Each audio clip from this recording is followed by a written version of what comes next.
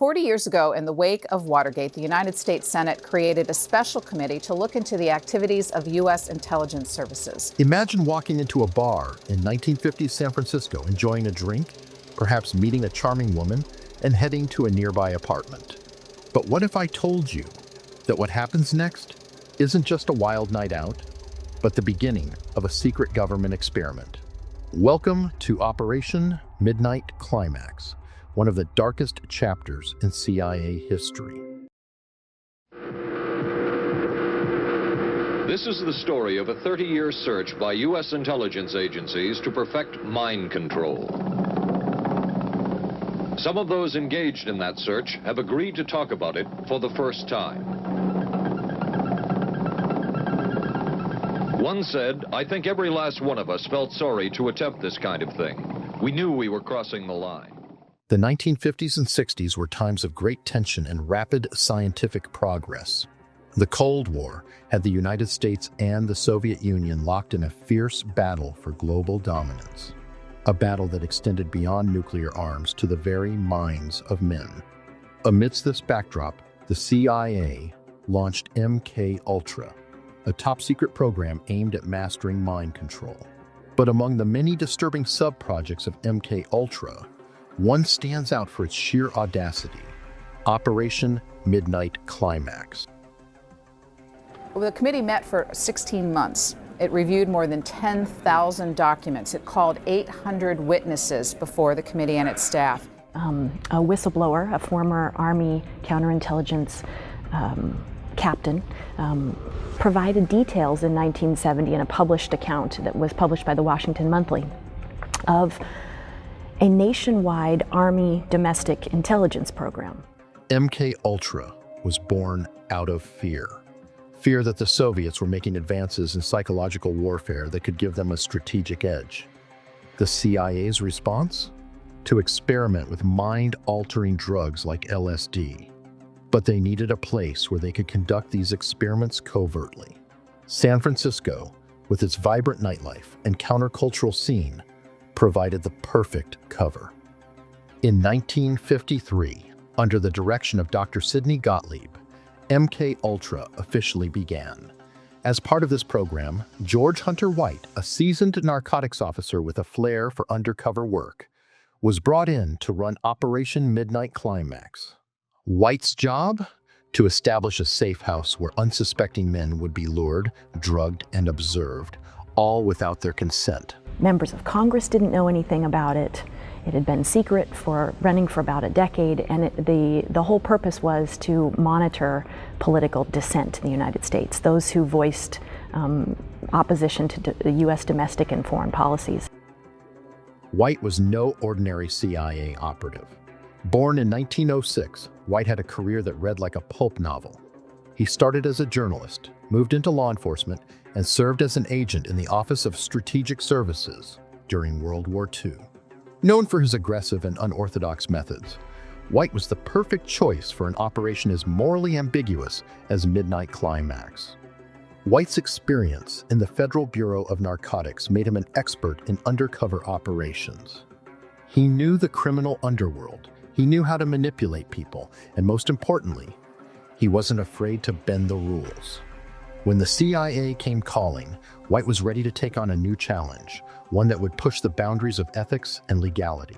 George White was not a man of understatement or subtleties. His boss at OSS, Stanley Lovell, referred to him as deadly and dedicated. In this note from White's diaries, it says, "Call Lovell regarding TD." TD was a rather transparent cover for Truth Drug. Operation Midnight Climax began with the establishment of a fake brothel in a discreet San Francisco apartment. White, with the help of the CIA, set up the safe house with two-way mirrors and hidden recording devices. The idea was simple: lure men into the brothel, dose them with LSD, and observe their behavior. All of this was done, of course, without the subject's knowledge. To make this work, White recruited local prostitutes, paying them to bring men back to the apartment. These women were aware that something was going on, but they likely had no idea the full scope of the operation. Once inside, the men were secretly given LSD, and the experiment began. Then you have another revelation, the third one now, to say that there are some intelligence abuses out there, and Congress doesn't seem to know much about them. The experiments conducted during Operation Midnight Climax were as unethical as they were secretive. The men who entered the brothel thought they were just having a wild night out, but they were actually part of a government experiment. The LSD was slipped into their drinks, and as the drug took effect, White and his team watched from behind the mirror.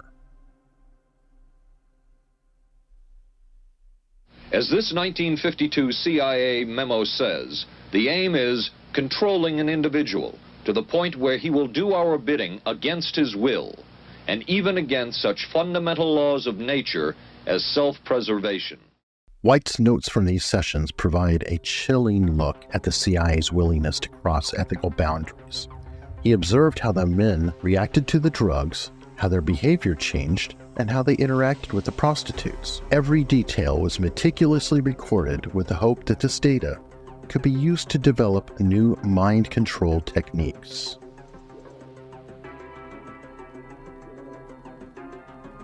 But it wasn't just about the drugs. The prostitutes were instructed to engage the men in conversation, to manipulate them, and to see how easily their behavior could be influenced.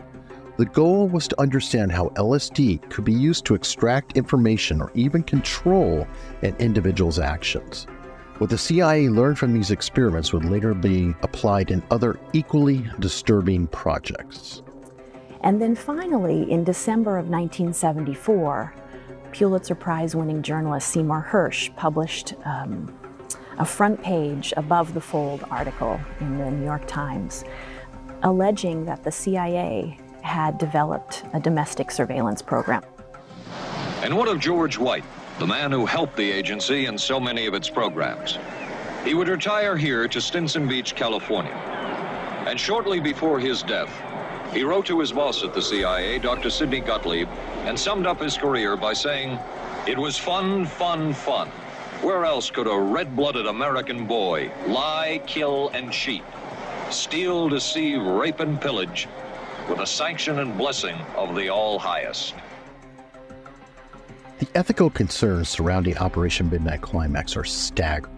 The men who were drugged had no idea they were part of an experiment which violates the most basic principles of informed consent. This lack of consent wasn't just unethical, it was illegal.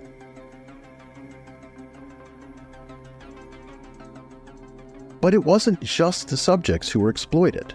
The prostitutes used in the operation were also victims of the CIA's manipulations. They were complicit, yes, but they were also pawns in a much larger game, one they likely didn't fully understand.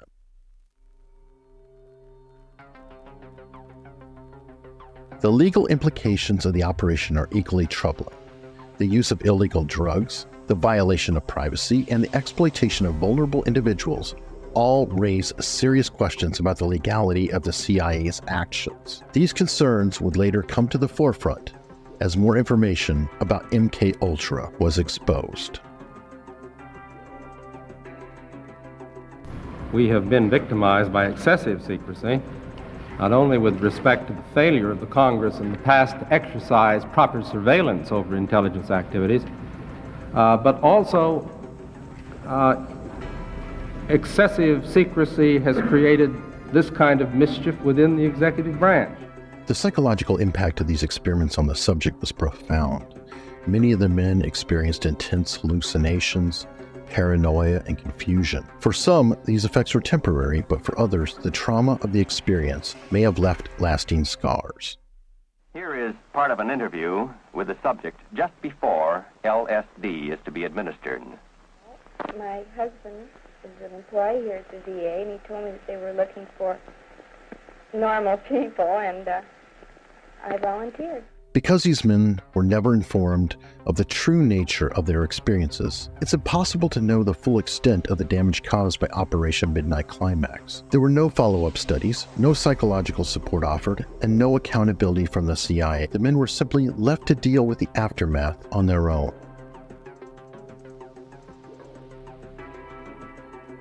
This lack of accountability is perhaps the most disturbing aspect of the operation. The CIA conducted these experiments with no regard for the long-term consequences, both for the subjects and for society at large. It's a stark reminder of the dangers of unchecked power and the potential for abuse in covert operations. Well, tell me. Well, I just couldn't. I couldn't possibly tell you. It's here. Can't you feel it? This whole room, this everything is in color, and I can feel the air. I can see it. I can see all the molecules. Operation Midnight Climax continued until 1966, when growing concerns about its legality and ethics led to its termination. By that time, the operation had already become controversial within the CIA, and the broader MK-Ultra program was beginning to attract unwanted attention.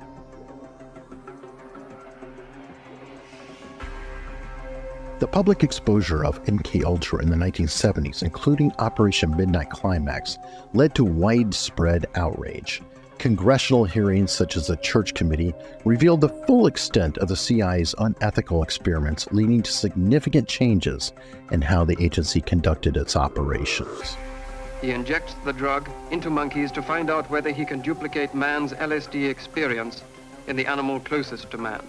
Dr. Jarvik says that the LSD effects can be seen in the rhesus monkey, yet LSD remains an enigma.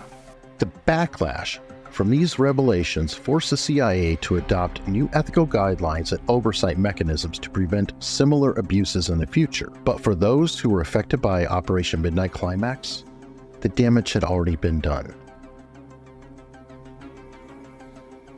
You have to approach LSD with trembling and with fear and with love to use it for harmony and beauty. What's going on in the United States today is a revolution in consciousness facilitated by these psychedelic chemicals.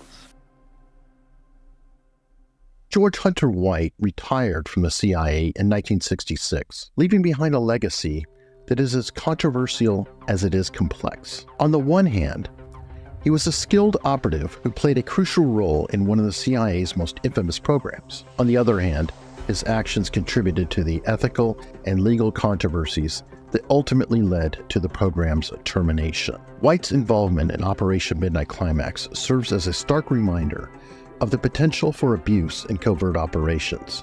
His willingness to cross ethical boundaries in the name of national security. Today, George Hunter White is remembered not just as a CIA operative, but as a symbol of the moral ambiguities that can arise when the pursuit of knowledge and control takes precedence over human rights and dignity.